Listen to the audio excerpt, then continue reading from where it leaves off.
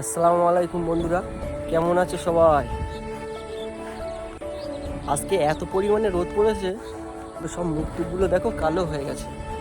ফাঁকা মাঠে ঘুরে ঘুরে বেড়াচ্ছি।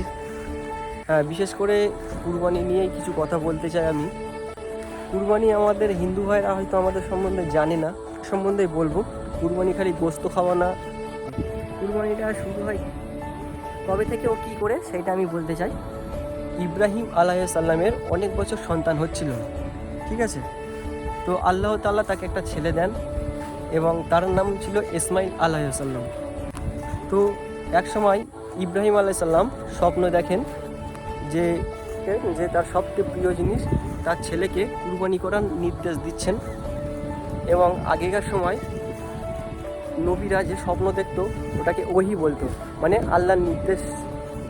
বিষয়টি ইব্রাহিম আলাইহিসসালাম তার ছেলে ইসমাইল আলাইহিসসালামকে বলল, এবং তার একটাই ছেলে, সে তো মনে খুব কষ্ট।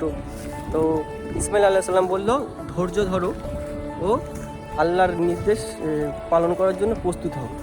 তারপর তারা কুরবানির জন্য প্রস্তুত হলেন। ইব্রাহিম আলাইহিসসালাম যখন আল্লাহর আদেশ পালন করতে গেলেন, তখন আল্লাহ তাদের পরীক্ষাটি কবুল করে নিলেন।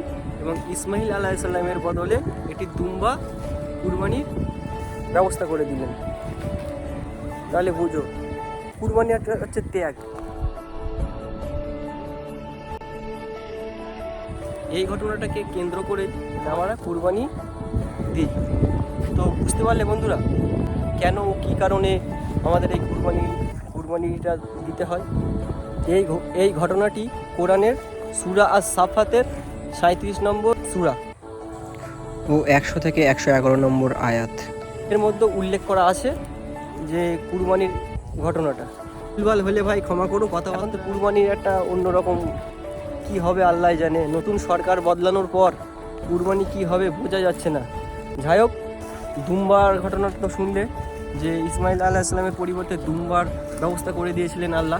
তো কালকে আমার মামারা দুম্বা, ছাগল আর অন্য অনেক কিছুই পালন করে, ঠিক আছে? তো কালকে ওদের খামারে যাব, তোমাদেরকে দুম্বা দেখাবো। মামা বলছিল যে একটা দুম্বা বিক্রি করবে, ঠিক আছে? তো তোমাদের যদি কারো লাগে আর নাম্বার দেওয়া থাকবে, যোগাযোগ করে নেবে, ঠিক আছে? ভালো থাকো বন্ধুরা।